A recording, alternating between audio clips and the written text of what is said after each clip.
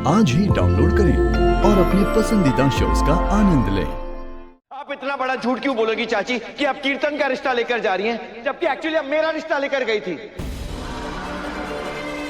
बोलो छोटी। चुप क्यों मंदिरा, बोलती क्यों नहीं? हाँ छोटी भाभी कहिए ना, क्यों किया आपने ऐसा? मंदिरा बोलो, जवाब दो। मत खड़े रहो ना, कुछ तो बोलो। सब बोल रहे हैं, सब पूछ रहे हैं। अरे कुछ तो बोलो। मंदिरा चुप क्यों हो, बोलती क्यों नहीं?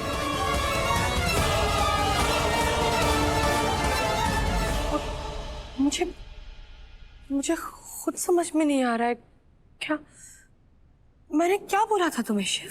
यही कि आपको यकीन नहीं हो रहा है कि कीर्तन ने आपसे इतनी बड़ी बात छुपाई है।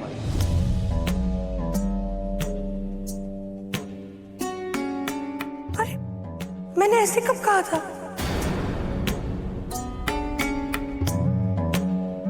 वो तो तुमने कहा था कि प्यार मोहब्बत की बातें बताना भी मुश्किल होता है, करना भी मुश्किल होता है, और एटसेट्रा एटसेट्रा। वो तो मैं कीर्तन के लिए कह रहा था। कीर्तन के? नहीं नहीं शिव, रुको। मुझे जहां तक याद है मैंने ये कहा था कि ये सब छुपाने की बातें थोड़ी होती है। पंडित जी की बेटी है, हमारे घर आएगी, कितना अच्छा होगा, इतनी अच्छी लड़की है, ऐसा कुछ कहा था मैंने। हाँ तो आप रिमझिम के बारे में बोल रही थी ना? नहीं शिव, मैं तो शक्ति के बारे में बोल रही थी।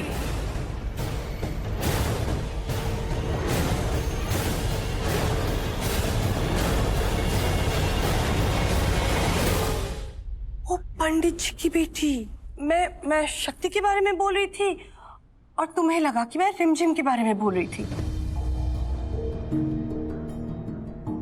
अच्छा तो ये कंफ्यूजन हो गया। ऊपर से मैं बोल रही थी कि मनोरमा जी ने अपनी बेटी को इतने अच्छे संस्कार दिए हैं, इतनी अच्छी बहू बनेगी। मैं तब भी रिमझिम के बारे में ही बात कर रहा था। अरे पर शिव, मैं तो शक्ति के बारे में बोल रही थी उस समय भी। हे भोलेनाथ, तो सारा कंफ्यूजन यहां से शुरू हुआ है। ये शिव से शिव और शक्ति के बारे में बात कर रही थी और ये समझता रहा कि तुम कीर्तन और रिमझिम की बात कर रही हो। इसका मतलब मां, शिव रिमझिम और कीर्तन की शादी को लेकर एक्साइटेड था, अपनी और शक्ति की शादी को लेकर नहीं।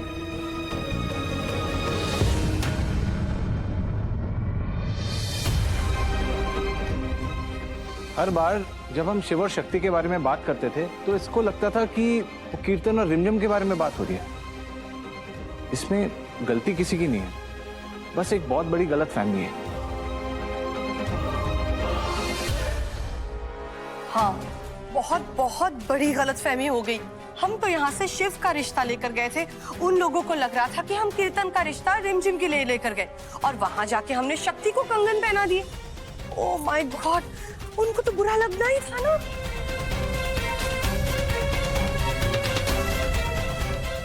उन लोगों ने जिस तरह से रिएक्ट किया, इसमें तो उनकी कोई गलती नहीं है।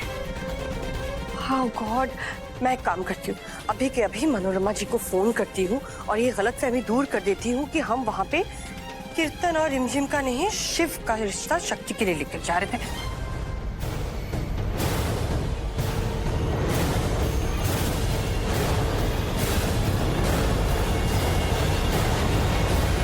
मेरे और शक्ति के बीच में दोस्ती के अलावा और कुछ भी नहीं है। मैं उससे शादी नहीं करना चाहता।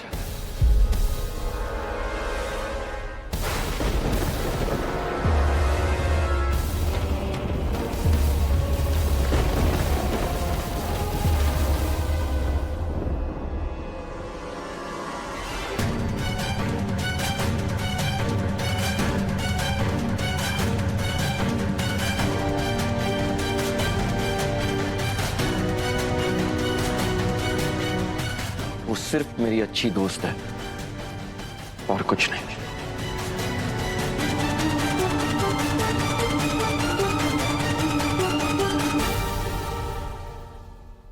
शिव, हमारी बात सुन दादी बेटा। प्लीज आप उदास मत हुई, प्लीज। इस घर में शहनाई बजेगी, पर मेरी और शक्ति की शादी की नहीं, कीर्तन और रिमझिम की शादी की।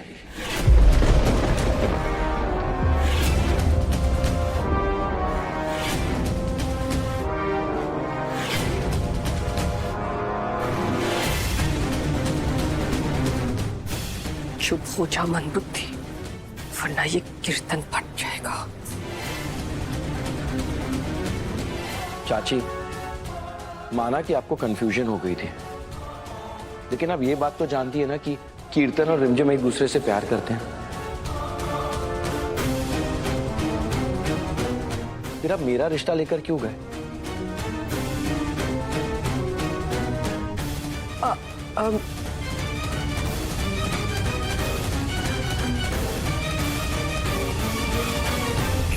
मुझे तो पता ही नहीं था उनके बारे में।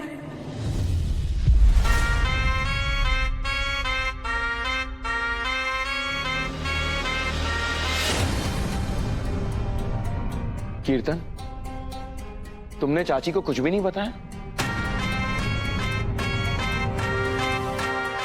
भैया बस शिव, कीर्तन अगर मुझे बता भी देता ना, तो भी मैं उसका रिश्ता लेकर नहीं जाती वहां।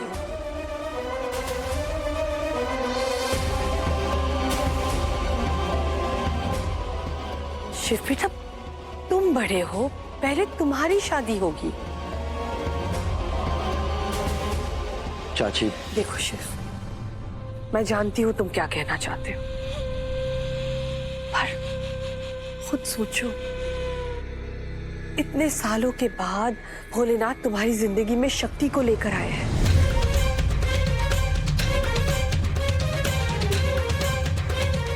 इतनी प्यारी सी लड़की है वो, ये कोइंसिडेंस तो नहीं हो सकता ना।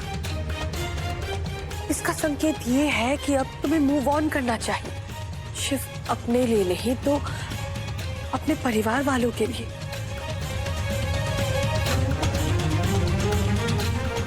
हम सब वेट कर रहे हैं पिछले 6 सालों से। चाची, मैं इस बारे में बात नहीं करना चाहता।